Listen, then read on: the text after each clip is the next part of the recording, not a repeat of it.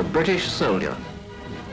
All around the globe you'll find him, from Gibraltar to Hong Kong. Everywhere he stands against the threatening years, staunch symbol of our common will to order.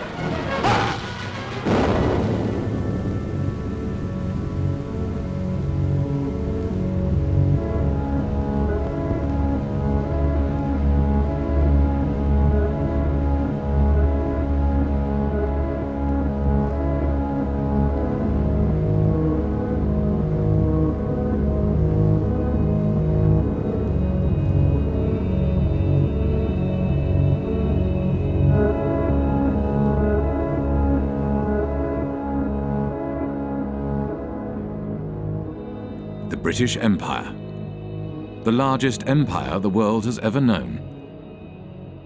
For over 300 years, Britain ruled, its armies conquered, and its bankers proclaimed the might of its currency. But one day it all began to fall apart. One by one, countries declared their independence from Britain, and no amount of force could reverse the tide. As British elites saw their wealth, privileges, and empire disintegrate, they began to search for a new role in a changing world, and they found one in finance. This is a film about how Britain transformed from a colonial power to a modern financial power, and how this transformation has shaped the world we live in.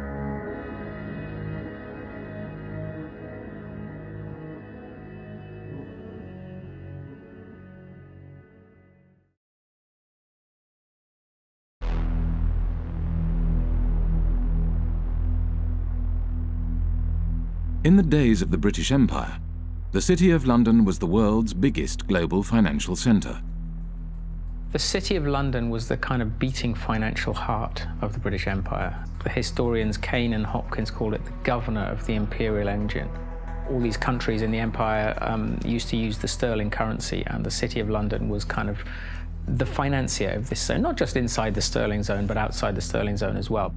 As Britain's empire declined, so too did the City of London. One British Army truck is bombed, killing 2 soldiers and wounding 12. As rioting becomes daily more widespread on Cyprus, young people of high school age take an increasing part in the violence. Here, a group of girls are being dispersed after a rock-throwing battle with British military police. With the decline of empire, British commercial interests across the globe were under threat. In 1956, Egypt nationalized the Suez Canal. A new Middle East crisis arises as President Nasser of Egypt tells a wildly cheering crowd in Alexandria that Egypt has seized the internationally owned Suez Canal. France and Britain issue a 12-hour ultimatum. Within hours of its expiration, Britain's warplanes are winging their way to Egypt, and its bombers attack 5 key cities, including Cairo. The United States was opposed to the invasion and put pressure on Britain and France to withdraw their troops. There will be no United States involvement in these present hostilities. It is our hope and intent that this matter will be brought before the United Nations General Assembly. There, the opinion of the world can be brought to bear in our quest for a just end to this tormenting problem. Britain was humiliated. The Suez Crisis signified the end of Britain's role as one of the world's major powers. Following the crisis, there was a run on the sterling, on the UK pound. Some people suspect that the American government was encouraging this run on the UK pound. As financiers withdrew their money from Britain, the value of the pound decreased. To protect the value of the pound, Britain limited the bank's overseas lending. They were not able to invest abroad, and obviously they were unhappy. And we don't know exactly the context, but it's very clear that the banks or their representative made a representation to the Bank of England, which in itself was dominated by representatives from the banking industry. It seems that they have reached an agreement which was never written, that if the banks intermediated between two non-residents in a foreign currency, in that case the dollar, then this particular intermediation, this particular deal will not be considered by the Bank of England under its own jurisdiction. The banks began to create a market for dollars in London, called the London Eurodollar market.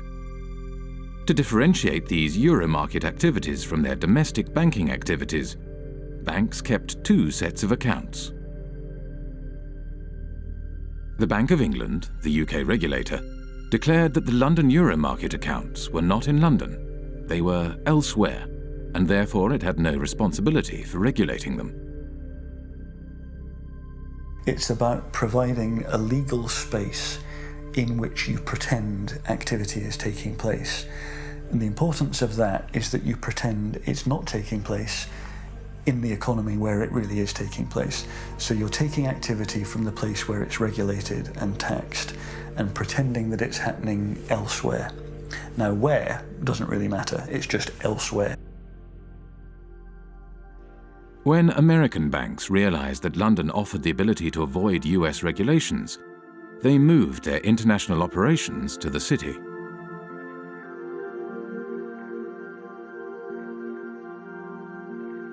Around the same time as American banks were moving their international operations to London, another new kind of financial space began to emerge, far away from London, in Britain's overseas jurisdictions, the last remnants of empire. Back in the 60s, the Cayman Islands was a complete backwater. The stories go that mosquitoes were so thick in the air, sometimes they were enough to suffocate cows. That's a legend that you hear about the Cayman Islands. I don't know how true it was, but there was nothing happening there.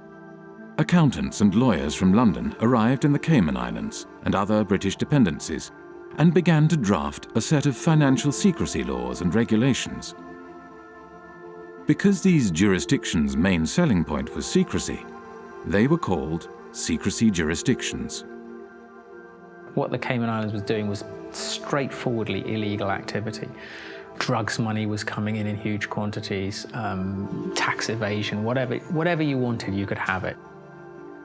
The Bank of England was observing the developments from London and noted in a report marked secret, dated 11th of April 1969, "We need to be quite sure that the possible proliferation of trust companies, banks, etc., which in most cases would be no more than brass plates manipulating assets outside the islands, does not get out of hand. There is, of course, no objection to their providing bolt holes for non-residents, but we need to be sure that in so doing, opportunities are not created for the transfer of UK capital to the non-sterling area outside UK rules." These small territories, the last remnants of the British Empire, which are still overseas territories today, they are still the last remnants of the British Empire. There are 14 of these overseas territories. 7 of them are bona fide tax havens, including the Cayman Islands, Bermuda, the British Virgin Islands. Some of the biggest tax havens in the world today are still British. With access to large amounts of offshore money, the euro market grew rapidly. By 1980, it had reached $500 billion. By 1988, $4.8 trillion. And by 1997, nearly 90% of all international loans were made through this market. The British Empire had sunk, leaving hardly a trace behind. But the City of London adapted and survived.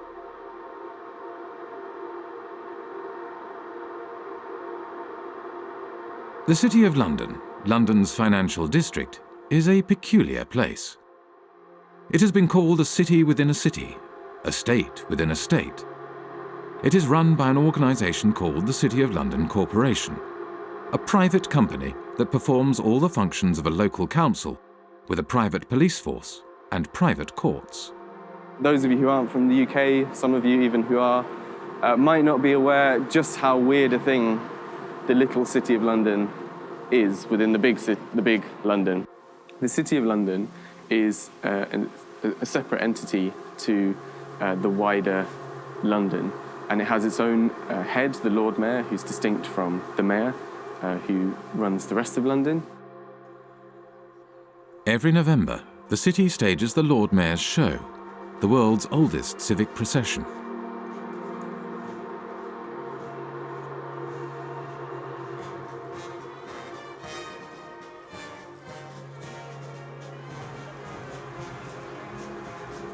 The City of London has long had this curious legal status because back in 1066, when William the Conqueror came over, the city was one of the only portions of England that he failed to conquer, and he struck a deal with the city in 1067 that allowed them to continue functioning. To this day, the City of London is exempt from numerous laws that govern the rest of Britain. Its political system derives from the Middle Ages. The city's electorate is dominated not by its residents, but by the private businesses operating within the city. Its Lord Mayor is selected by the heads of medieval guilds. They have a representative in the House of Commons called the Remembrancer. Apart from the clerks of the court of the House of Commons, he's the only unelected person there. All other lobbyists have to stop, in the lobby. They're not allowed past the lobby. The City of London has a permanent representative in the House of Commons, whose role is to report back to the City of London Corporation and to lobby Parliament on behalf of the city. The Corporation of London, clearly, it's a unique and interesting phenomenon that should have attracted many political scientists, political economists and economists. But I don't know of anyone who has studied systematically the Corporation of London and its impact on policy or economic policy. So we can only surmise.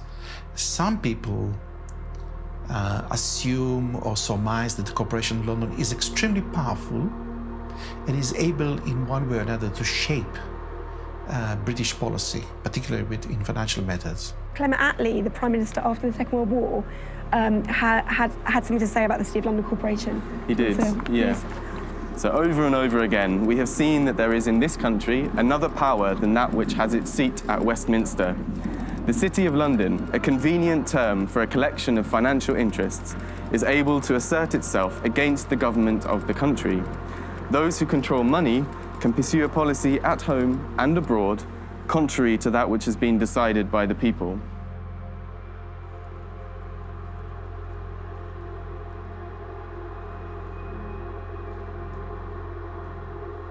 At the heart of the City of London stands the Bank of England.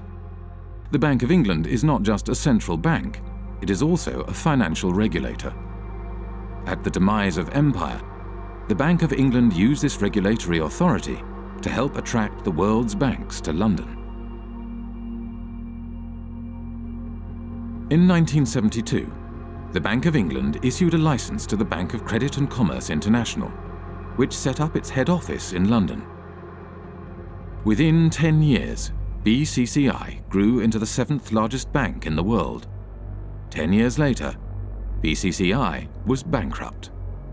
The deputy director of the CIA, Richard Kerr, said late today that the CIA did use BCCI to support CIA activities overseas. But BCCI had not just collaborated with the world's intelligence services. It had also engaged in extensive financial fraud, money laundering, and terrorist financing. BCCI constituted international global crime of a level that boggles the mind. BCCI was financing terrorism. The Bank of England knew it, says the report, but instead of supervising it properly, it tried to prevent the bank's collapse. I am saying very directly that the Bank of England had sufficient information in front of it to close BCCI 15 months earlier than it did. Millions of depositors were hurt in that process. Numerous whistleblowers from BCCI had contacted the Bank of England, yet the Bank of England did nothing. The Bank of England had plenty of time to intervene and investigate, but it did not do so because the tradition at that time, which still survives, is that, well, actually, you have to just kind of send hints and talk over lunch tables with the chaps regulating other chaps, and all would be well. Robin Lee Pemberton, the governor of the Bank of England at the time of the collapse of BCCI, commented, "The present system of supervision has served the community well. If we closed down a bank every time we found an incidence of fraud, you would have rather fewer banks than we do at the moment." London was a place for banks to engage in business that was not allowed elsewhere, where senior bankers did not have to worry about the consequences of their actions. This is one of the reasons why today there are more banks in London than in any other financial centre. In Britain, nobody goes to jail. No bankers go to jail. They generally don't.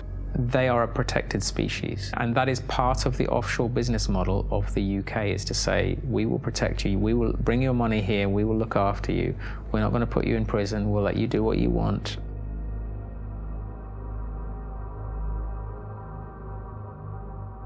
Light touch regulation was one way of attracting business to London.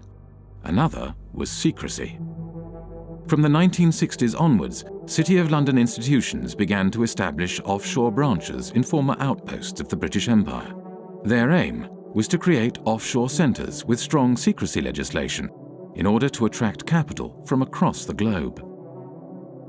Swiss banking secrecy is the most famous, the most well-known. You put your money in a Swiss bank and they promise not to tell anybody, and that's one kind of secrecy. But another kind of secrecy, which is very British, is the trust.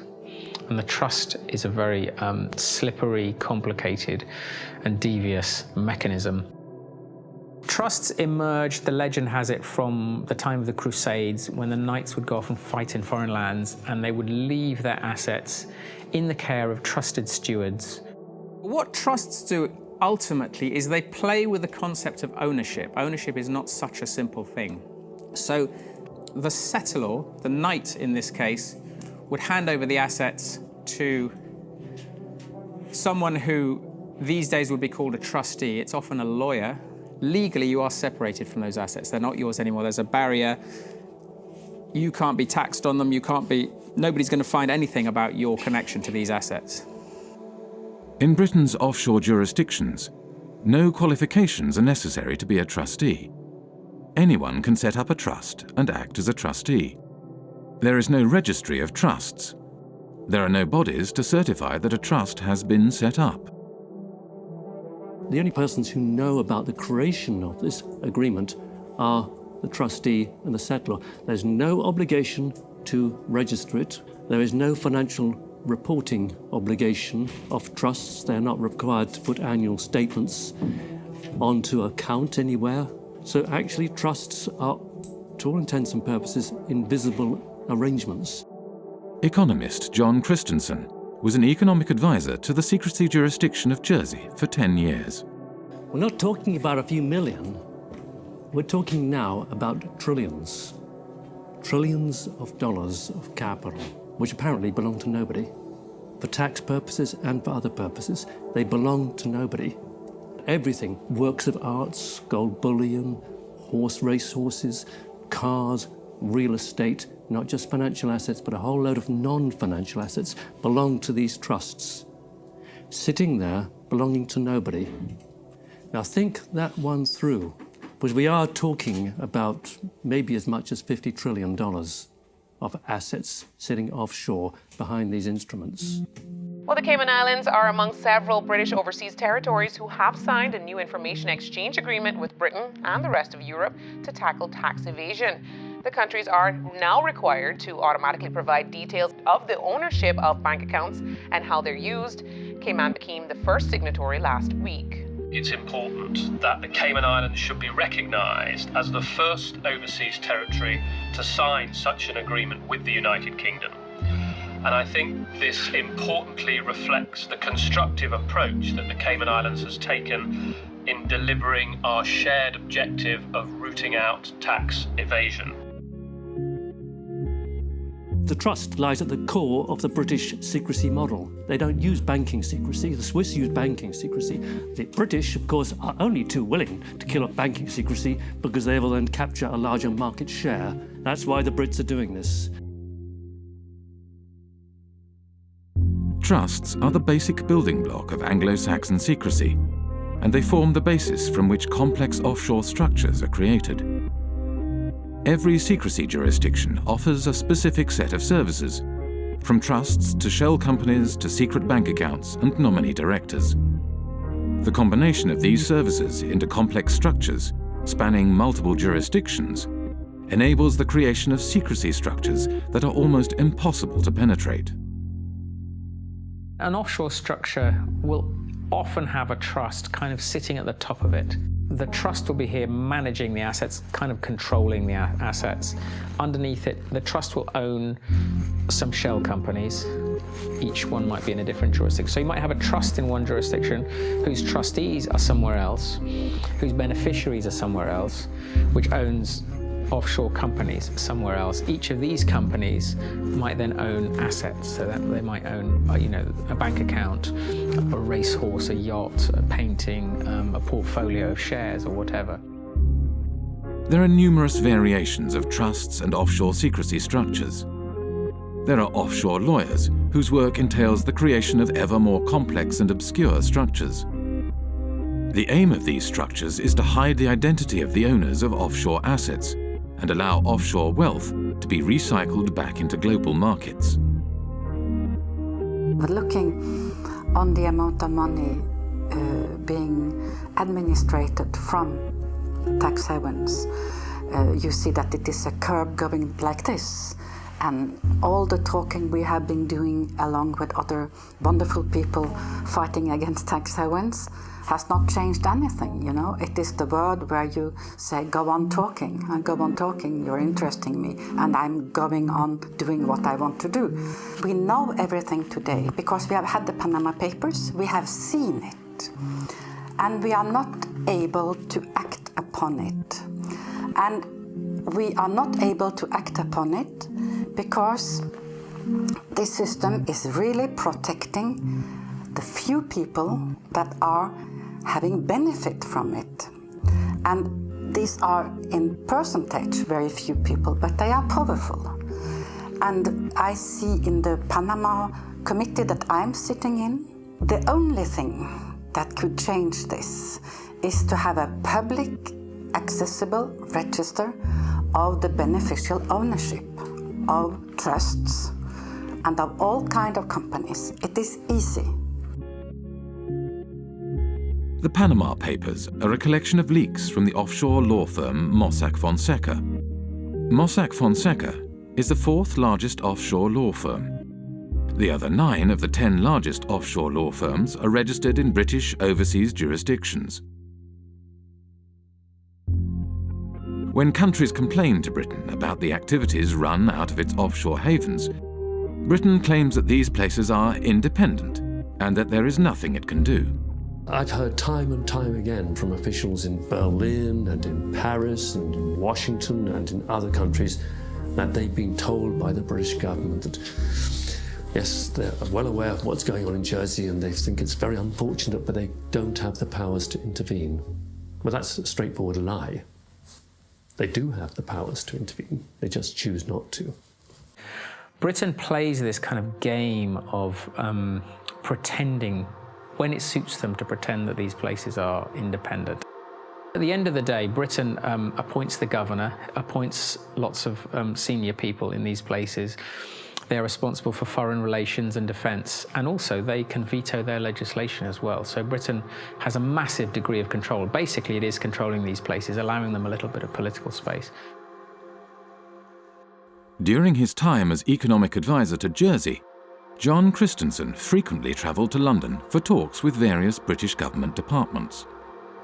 As economic advisor, I had a lot of contact with different departments. Traditionally, UK governments have tried not to interfere in the domestic affairs of places like Jersey. So it happens in a more subtle sort of way. You kind of go and talk to someone, either at the Home Office or the Treasury, and they'd say, well, not actually particularly keen on this piece of legislation. It might be a good idea if you didn't go down that route. And over a cup of tea, that's quite a strong signal. That's a signal, go back to the island and say, they don't want you to do this. The British government prefers not to interfere overtly. Instead, it communicates its desires through informal discussions. There is no paper trail or official statement. discussions take place behind closed doors. The relationship that these places have with London is very much about the British establishment and people understanding each other. I mean, anybody who is British or knows British people knows that communication between us is often very subtle, and you have to kind of know the codes when people say stuff. I mean, a lot of irony involved and a lot of kind of codified language of the British establishment that people kind of understand how it works. And I think that is very much the case with the British relationship with the tax havens. I think there's a lot of understanding of what we can and can't do without anyone having to actually spell it out. By keeping its power hidden, Britain is able to claim that these jurisdictions are politically autonomous. Independence for Cayman is not on government's agenda. That's the message being sent to the UN Special Committee on Decolonization. Attorney Steve McPhail will be representing government at the UN meeting. The committee was set up to help colonies around the world on the road to independence. But Mr. McPhail says he'll be making it clear that Cayman is not ready for that transition. And that message is that the Premier, his cabinet, his party has no mandate from the people of the Cayman Islands to seek independence. That is the message that I will be carrying. When the Bahamas declared independence from Britain in 1967, the offshore bankers relocated to the Cayman Islands and continued their business from there. It was the British connection that reassured bankers and their clients that their money was safe. This British bedrock, that is what has allowed these places to become so trusted by the financial services industry and offshore finance and all these people. In reality, much of the wealth administered in Britain's offshore havens is controlled from London. The City of London, by and large, likes to do its really dirty work outside London. There might, heaven forbid, be a regulator who actually takes the job seriously and starts to prosecute them for fraud in London. So better to do the frauds offshore in Gibraltar or Jersey, where there's much less risk that a serious prosecution will ever happen. Deals are often discussed and concluded in London, but then registered offshore for tax, transparency, and regulatory purposes. What they allow the city to do is to get involved in dirty business, but then when the scandal hits, to say, well, they're kind of independent, there's nothing we can do about those places, that's not us, that's tax haven activity, and we're the city, you know, we're not involved in that kind of stuff. So it's an incredibly kind of convenient relationship. The City of London has shaped the way in which Jersey, Guernsey, and the British Overseas Territories have developed as tax havens. I see these places as the Frankensteins created by the City of London. Today, the UK is the world's largest provider of international financial services. The UK has an almost unique role in global finance. If you look at data, the kind of data that we've constructed in the Financial Secrecy Index, you can see the relative shares of each country in the global provision of financial services exports. That's financial services to non-residents. Now, there are two big centres, and everything else is quite small in comparison. The two large centres are the United States, with around 19% of the global market, and the United Kingdom and its offshore jurisdictions, which have around 25% of the global market. And if you add to that other jurisdictions, ex-colonies, but recently independent, fairly recently, by which I mean Hong Kong, Singapore, maybe even Dubai and Bahrain, and Cyprus, then you reach a figure of nearly 40%. And I think that figure represents better the position of London in the global financial market. The soldiers left, the administrators left all the colonies, but they still kept a significant degree of control over the financial flows from these former former parts of empire in the rest of the world. So you could describe it as a second empire, Britain's second empire, sort of hidden financial empire spanning large parts of the globe.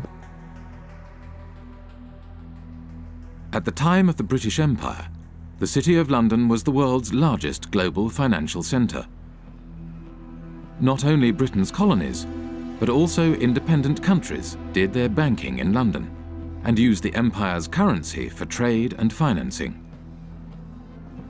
As the empire declined, so too did the City of London. The establishment of the London Euro market enabled City of London banks to continue to exploit their empire-era networks and expertise, and the creation of secrecy jurisdictions gave banks access to large amounts of cheap money. International banks from across the globe set up branches in London and Britain's offshore jurisdictions in order to take advantage of this new system. This system has taken the place of the occupation, up till 62 for France, I don't know for England, but about the same time. England were physically present in India, for instance, or in other colonies. And when you look at the money flows through the tax havens, they are increasing when we withdraw from the colonies. We are still plundering developing countries as former colonial powers. Wealthy individuals, organized crime, and corporations shifted their wealth offshore in exchange for secrecy and no tax. And as countries around the world began to deregulate and open their economies, it became ever easier to do so. Today, as much as half of all global offshore wealth may be hidden in Britain's secrecy jurisdictions. One of the losers is Africa, whose flight capital flows mostly into the modern British spider's web. I think it's no coincidence that Britain's offshore empire emerged more or less at the same time as the collapse of the former empire. We tend to think of Africa as being a huge net debtor to the rest of the world. But that was the extent of their debts at the end of 2008, 177 billion. The debt of sub-Saharan African nations stood at $177 billion in 2008. Yet the wealth these countries' elites had moved offshore between 1970 and 2008 is estimated at $944 billion, over 5 times their foreign debt. $944 billion. Do the maths. Far from being a net debtor, Africa, sub-Saharan Africa, is a net creditor to the rest of the world. As capital moved offshore, African nations borrowed money from international banks at high interest. Over time, these debts became so great that they may never be repaid. Secrecy jurisdictions were starving developing nations of their wealth and their tax revenues. For a long time, a lot of developing countries, including recently Ecuador, have been trying to set up a UN tax body which is of a higher value than what is currently there, which is the UN Tax Committee. And every time this has happened, it has gotten blocked. During the financing for development process in Addis Ababa last year, I think it was the UK and the US that blocked attempts again to set up this World Tax Organization. So why would they not want to have democratic decision-making in global decisions on how tax gets collected across borders? I don't understand this. As long as we have cross-border activity that involves both criminal and legal activity, as long as we're unable to separate the two, this is going to continue to be a problem. Western nations block attempts to provide greater transparency of international financial flows and the implementation of global standards for the collection of tax across borders, whilst elites in developing nations use offshore centres to hide their wealth offshore. The oil from Gabon has not benefited people in Gabon. And this is true for the copper in Zambia, for the gold in Mozambique or in Mali. they have benefited the company that do extract it and their shareholders. It has benefited the corrupt elite in the country. In developing countries, the offshore system of tax havens has facilitated the looting of these countries by their elites. It has enabled them to steal the money and keep it safe somewhere else. Illicit financial flows, because the anonymity that drives them creates incentives for people in positions of power to be corrupt. This is why there's a group of countries where development progress is so difficult. It's that the incentives of individuals and the ability to pursue them through all the mechanisms that underpin illicit flows outweigh the type of mechanisms that lead you to a powerful, representative, effective state that can start to deliver development.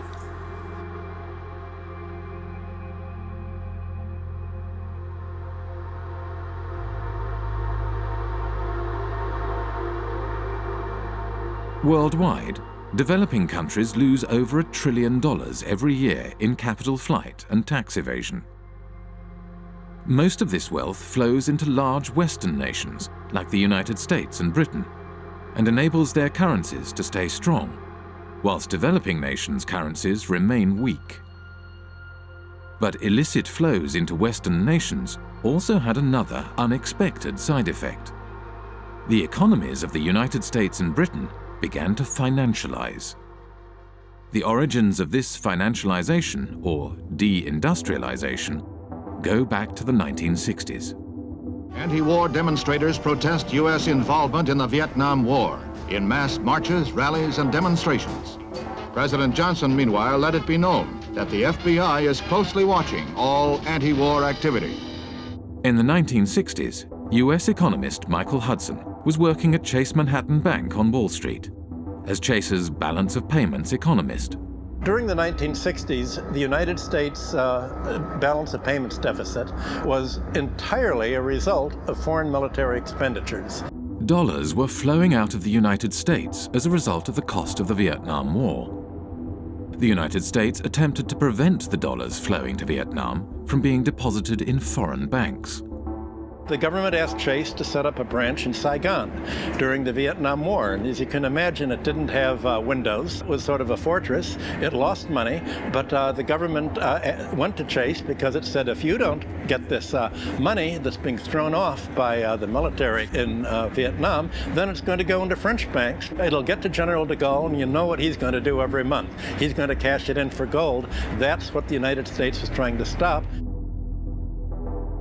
The US was not successful in stopping the outflow of money, so it began to hatch a different plan.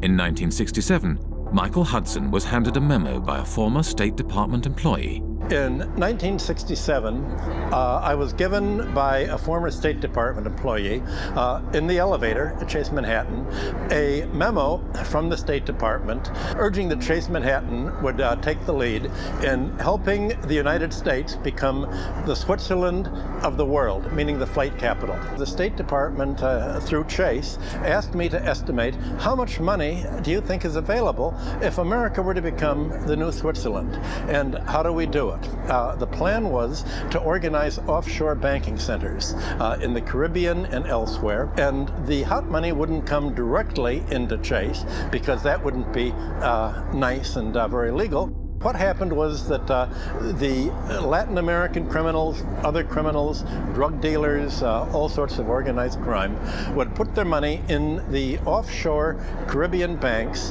and these offshore banks would then deposit the inflow in the head office. By moving offshore dollars back into the United States, the US was able to stop the outflow of dollars and support the value of its currency.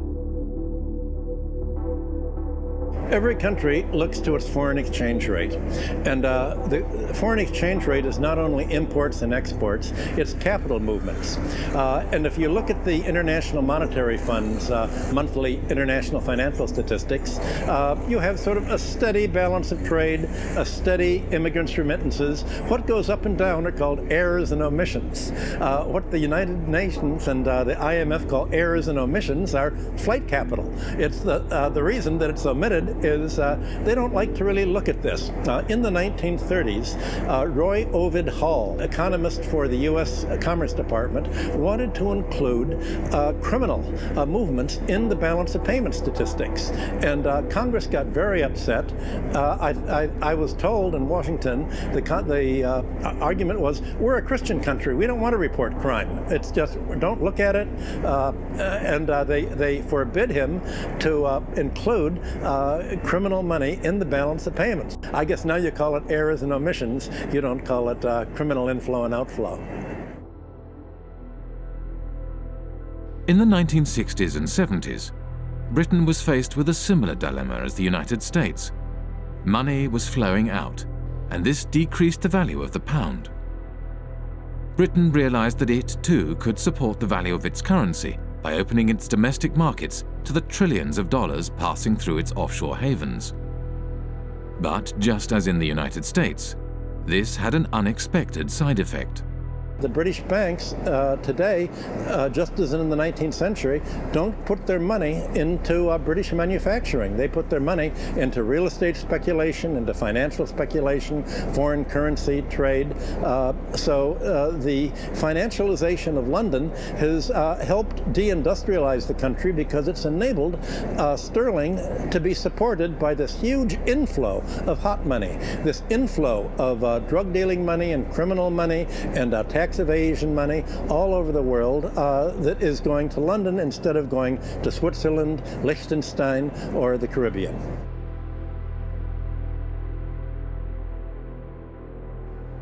With the silent backing of the United States, Britain's offshore havens grew rapidly, and before long, the offshore system developed into the world's dominant international financial market. Few were aware how this market functioned. In 1986, economist John Christensen went offshore to investigate. He applied for a position at the Jersey office of one of the world's major accounting firms. But Deloitte & Touche, I was working in what's called company and trust administration, straightforward offshore stuff. I went offshore specifically to work in that area because that's where you're dealing with the offshore companies, the shell companies, the offshore trusts, and you're administering them. That way I could see from working inside a big global accounting firm exactly what the clients were doing. I had complete access to all the client files. And over the course of my period of working with Deloitte & Touche, I investigated over 100 of their clients offshore, and this is what I found. There were some insider traders, some market rigging, some avoiding disclosure of conflicts of interest, illicit arms trading, illicit political campaign donations, contract kickbacks, bribery, fraudulent invoicing, trade mispricing, and at the bottom, tax evasion. Okay? This is what the clients were doing. On the basis of a sample of the clients that I looked at, not a single client was involved in what I would regard as genuinely legitimate activity. They were all involved in some kind of tax dodging or worse. I met with Carl Levin. He used to be an American senator, and he made a lot of inquiries into private banking, asking questions to the bankers. What do you think the percentage is among your clients that are using these companies for legitimate purposes?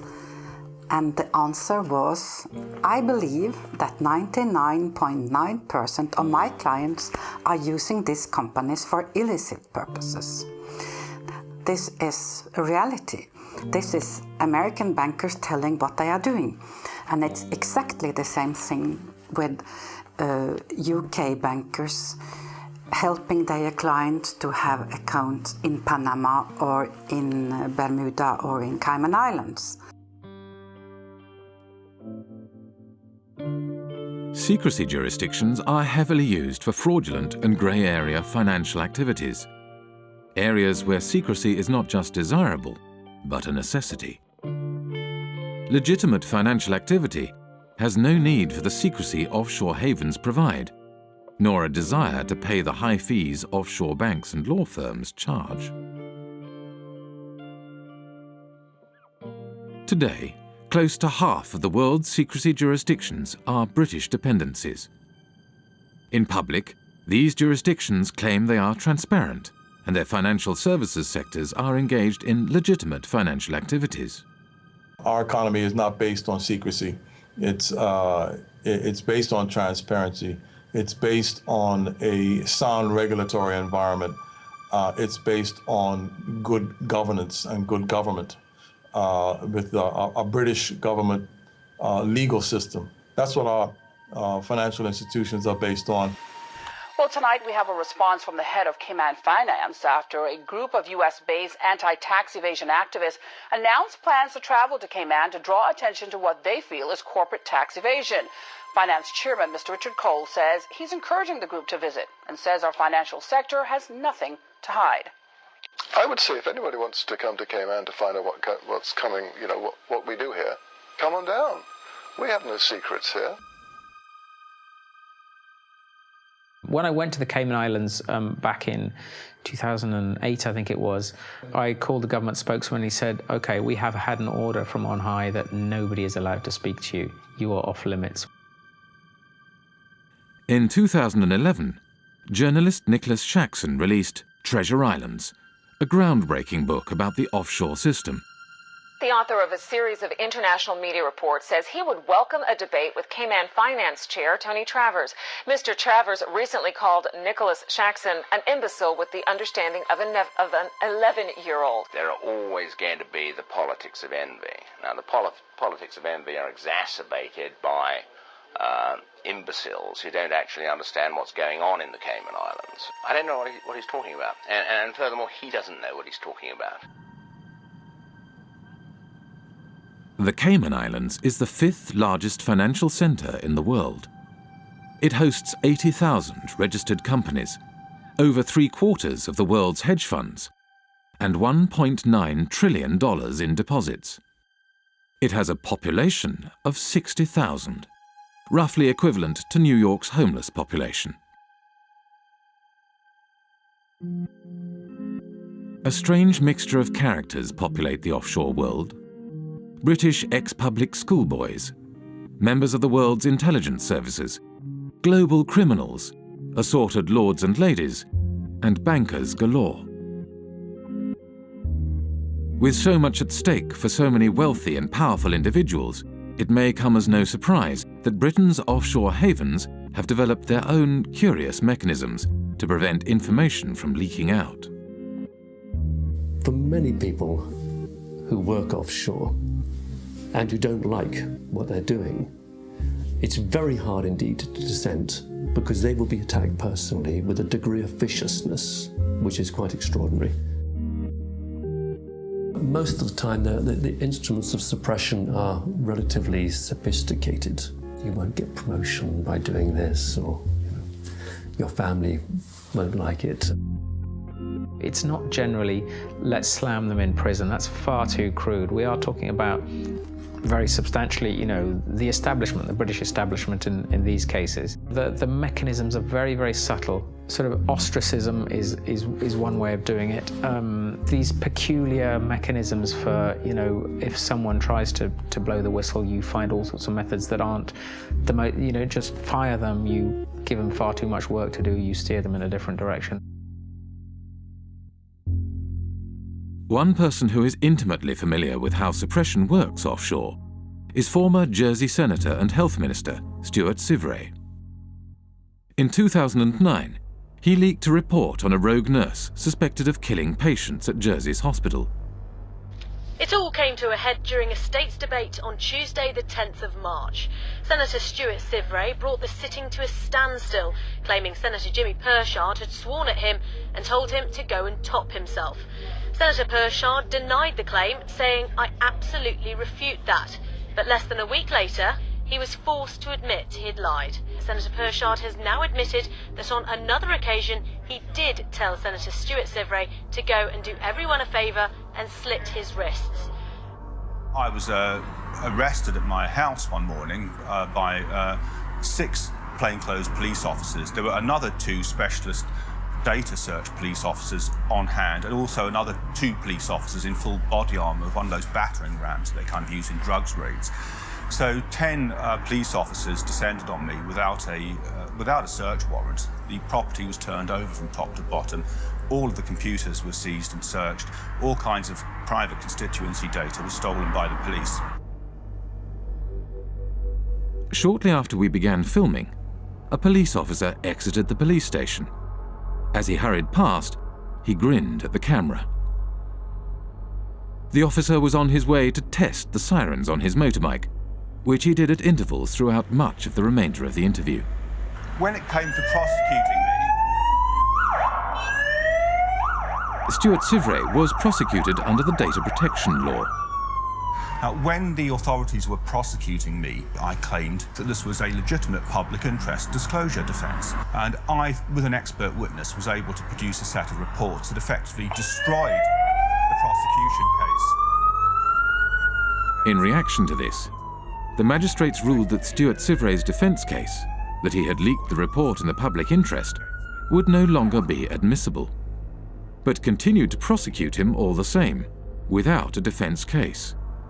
Over the past 7 years, Stuart Sivray has been repeatedly taken to court and imprisoned 3 times. He does not know when or if the persecution will end, nor does he know when he will find himself behind bars again. To look at Jersey from the outside, it looks like it's got a prosecution system, it looks like it's got a court and a legislature, but none of it's real. It's a Potemkin village. None of these systems in Jersey meet the tests of being objective or actually functioning properly. The experience that Stuart Sivray had is, he's perhaps at the blunter end of the scale. He was simply suppressed and taken to court on trumped-up charges. So let's carry on pretending to do the interview. They might get bored. This is the kind of how oppression happens in Jersey. You see, all kinds of little things get done to harass people.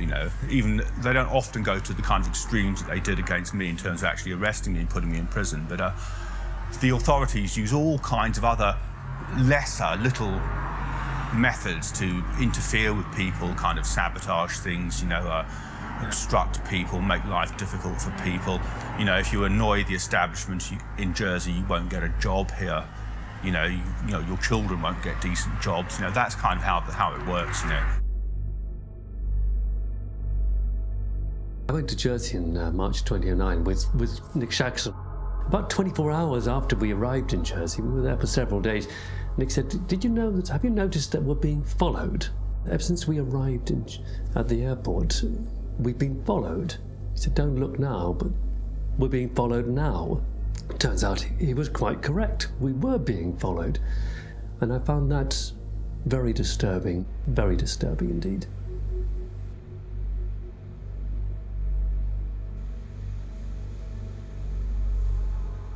They have a saying in Jersey, if you don't like it here, there's always a boat in the morning. Jersey Finance promotional literature states, Jersey represents an extension of the City of London. It's where the City of London chooses to do many of the activities which they couldn't do in London itself. We're here just to talk about this one company called Appleby. I'll just read what they say on their website. Members of the firm, Appleby, have gone on not only to political office, but also in a number of centres, Bermuda, Jersey, the Isle of Man and the Cayman Islands, to senior judicial office. So essentially, they're boasting of the fact that their staff and their partners have a real interchange between the people that are in power in these offshore financial centres. The same lawyers and accountants who set up and administer offshore trusts also occupy senior political positions. In Britain's offshore world, Most politicians are in business. They lobby for business and promote business interests. They draft, refine, and pass legislation. Politicians sit on the boards of the companies they are supposed to regulate. There is no place for dirty money in Britain. Indeed, there should be no place for dirty money anywhere.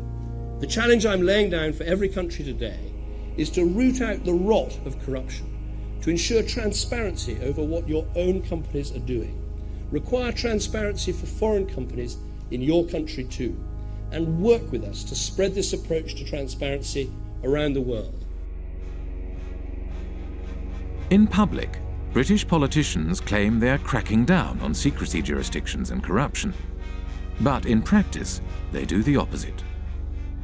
When I talk to politicians in Brussels, they say that they've had more lobbyists from London,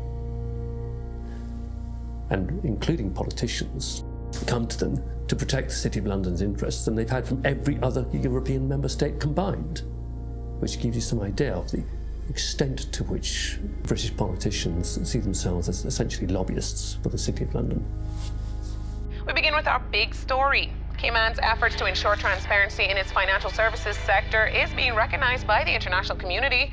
Earlier this week, the UK's Prime Minister David Cameron told Parliament that the tax haven label placed on its crown dependencies and overseas territories is unfair.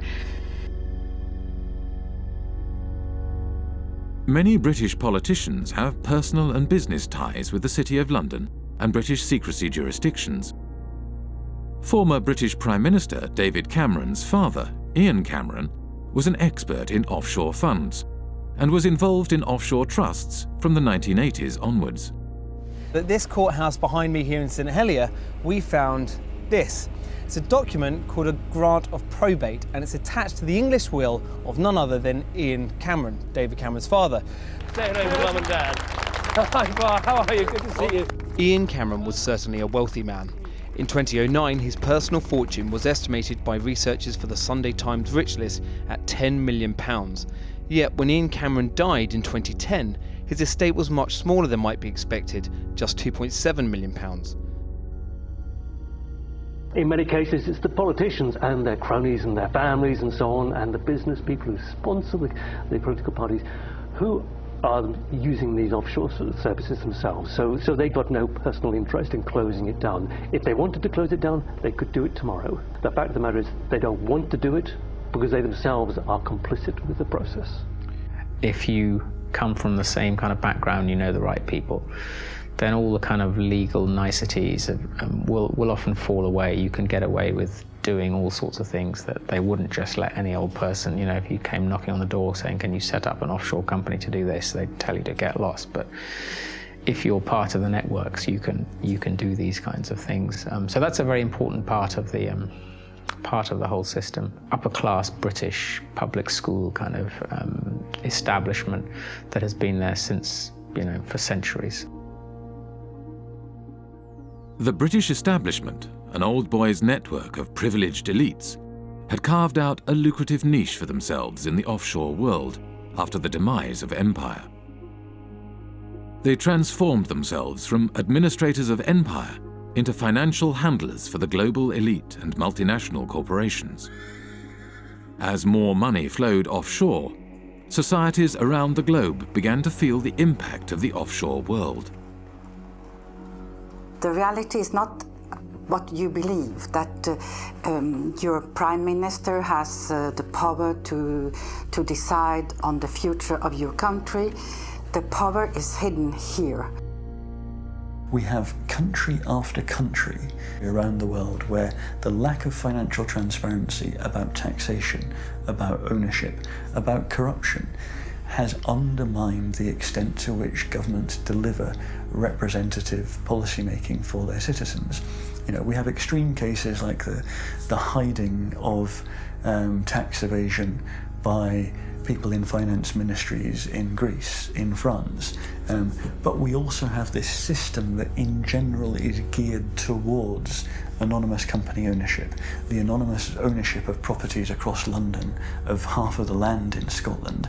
You know, do we really think there's any circumstances in which governments work better, in which markets work better, in which the distribution of income and assets is better, when we allow so much to be hidden? Who wants to not know who you're doing business with?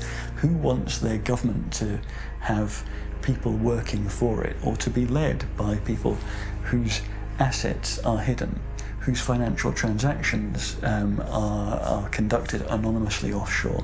You know, this is a bad direction for the world. We need the citizens to understand what is happening, that they are the ones who is carrying the burden, and that some individuals having the power are exonerating themselves. Ordinary people are paying taxes, rich people are not. So this is inequality, and it is leading up to populism, because it shows so clearly that the people today leading the world are not able to take care of the interest of ordinary people.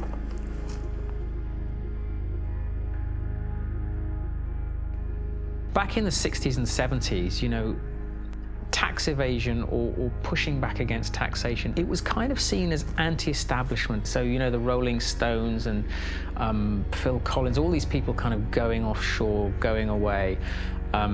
It was seen as a sort of rebellious thing to do. And if you fast forward to the present day, now that is the establishment. The offshore system is the establishment.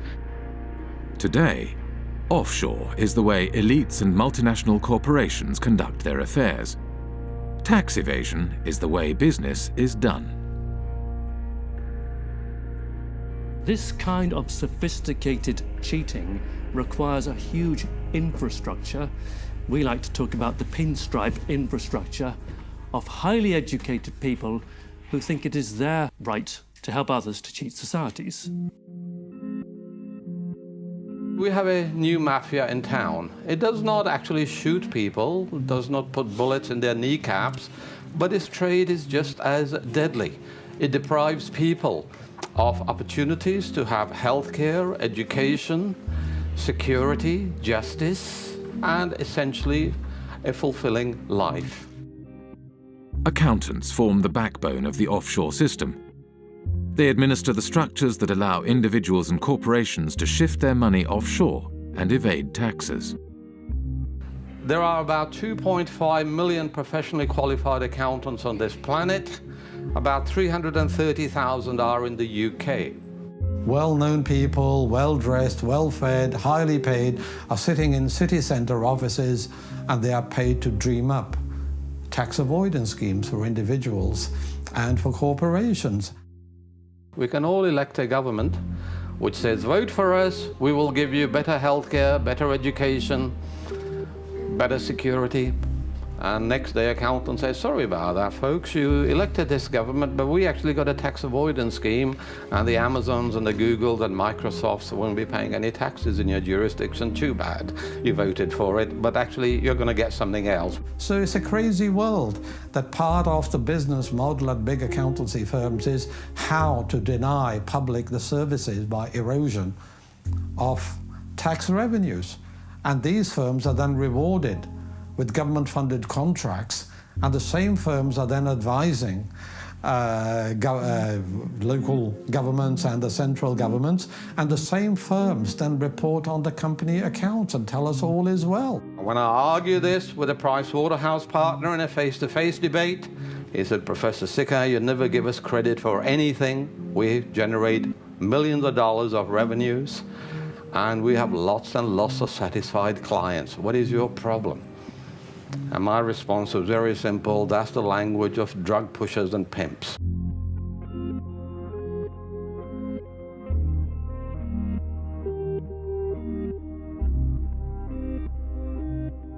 In Britain, a new breed of civil servant was rising to the top. One such civil servant was Dave Hartnett, who rose to the top of HMRC, the UK tax authority. Dave Hartnett had a new way of collecting tax. Deals would be negotiated on an individual basis, behind closed doors. In the case of the largest clients, Dave Hartnett frequently led the negotiations himself. British Telecom was one of the first companies through the programme and received a refund of over £1 billion. BT's chief executive, Ben Verweyen, wrote, "Earnings per share up 14%, and nice to know that we have a £1 billion credit from the taxman." Dave Hartnett claimed this approach was more efficient. Litigation in the courts is really phenomenally expensive in this day and age all over the world, and I think is to be avoided where possible. And the art is to persuade people to pay by strength of argument and the like.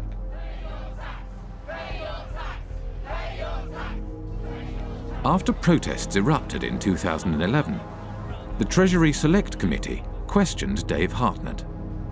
Dave Hartnett claimed he could not give any information due to taxpayer confidentiality.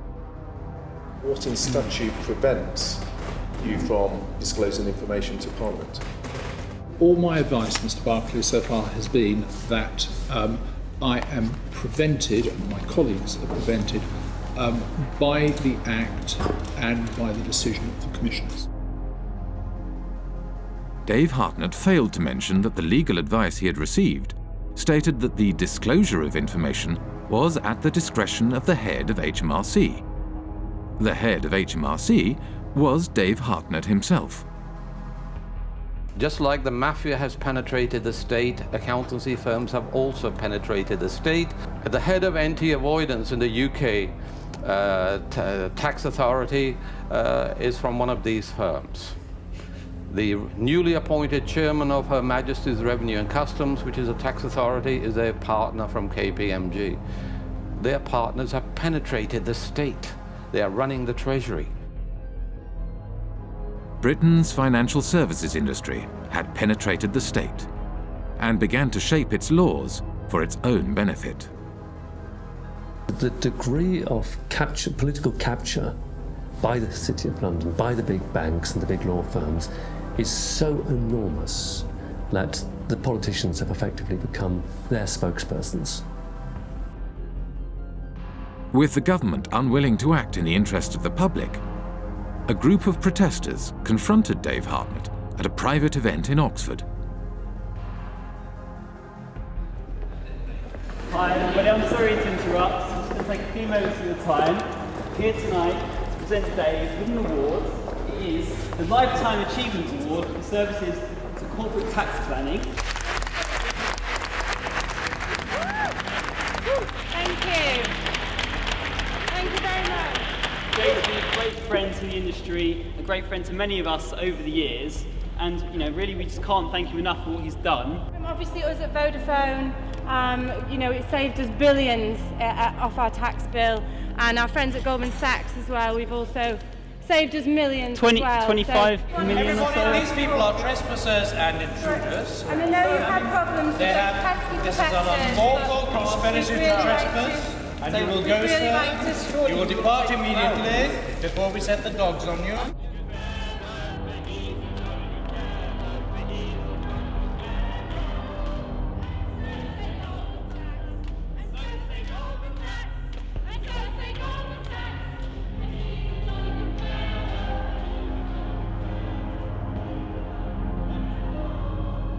Go. You're trespassing.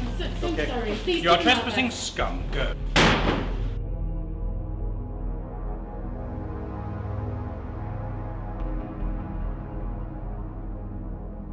After his retirement, Dave Hartnett moved to the private sector. One of his positions was at accountancy firm Deloitte, where he advises foreign governments on corporate taxation.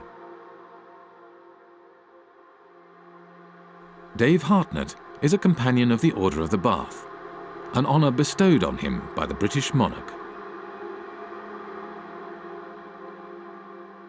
We have former ministers acting as advisors to accountancy firms. Accountancy firms provide jobs and consultancies for potential ministers. To my mind, really, it's an indication of corrupt structures. People are buying and selling influences. When a former minister works for an accountancy firm, he's not providing any accounting knowledge, he's opening political opportunities, home and abroad. That is what they are doing. I hope by now you'll share my view that I don't trust most bankers, I don't trust most lawyers, I don't trust most accounting firms. I actually think they're engaged in a conspiracy against public interest. In Britain, secrecy and complexity in finance and government help to obscure corruption in public office. Financial structures are often so complex that even after they are publicly revealed, they are not widely recognized for what they are. An example of this is PFI, the Private Finance Initiative. PFI is Private Finance Initiative. It is a way of funding public infrastructure, things like hospitals, schools, roads and bridges, but financing them via the private sector rather than the historical method, which is via central government. Over a period of 30 or 40 years, the amount of kind of repayment costs will be sort of 3 or 4 times higher overall than if you borrowed it from central government in the first place. So it's basically a giant accounting scam. Once the PFI policy has been set up, you find that the big 4 accountancy firms were actually paid members of staff within the Treasury Department who were then actually going around and selling and advising upon the implementation of PFI contracts by public authorities. Effectively saying, come to us and we will show you how to derive the most benefit from it. In other words, how to perhaps exploit the legislation. Even the offices of the state tax authority are now owned offshore.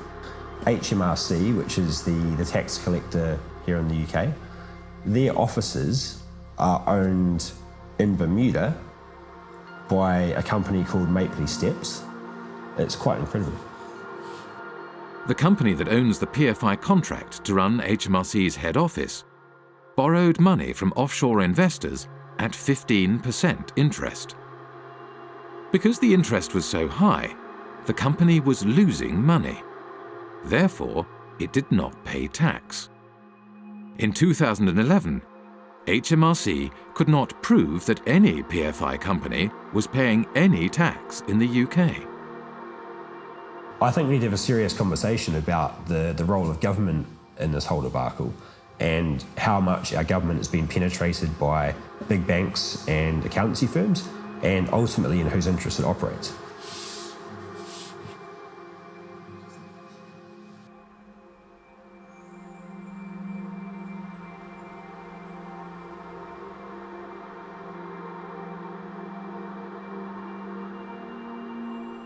The reason we were protesting outside the Africa PPP conference is that we wanted to make sure that citizens back in Africa should hear about the fact that such policies have been a complete failure here in the UK.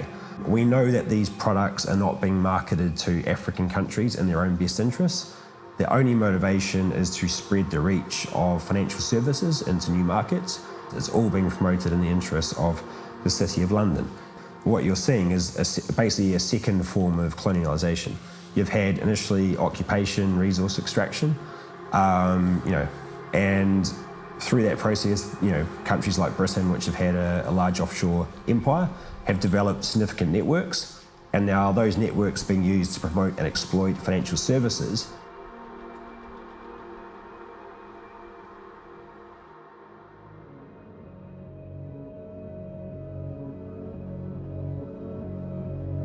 The City of London was the beating financial heart of the British Empire.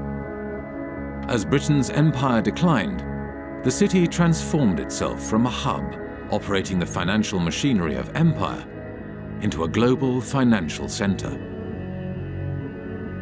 Former insignificant outposts of empire became the basis for a spider's web of offshore secrecy jurisdictions that captured wealth from across the globe and funneled it to the City of London. Today, 25% of international finance is conducted on British territory. almost half of the world's secrecy jurisdictions are under British protection. Up to half of all offshore wealth may be hidden in Britain's offshore havens. Financial services is how Britain's elites make their money. And it is also where former government ministers, senior civil servants and retired spooks from MI5 and MI6 receive lucrative consulting positions after their time in public service. Together, they have transformed Britain and its dependencies into the world's largest tax haven, harming development throughout the world and turning Britain itself into a country that serves, above all, the interests of its elites.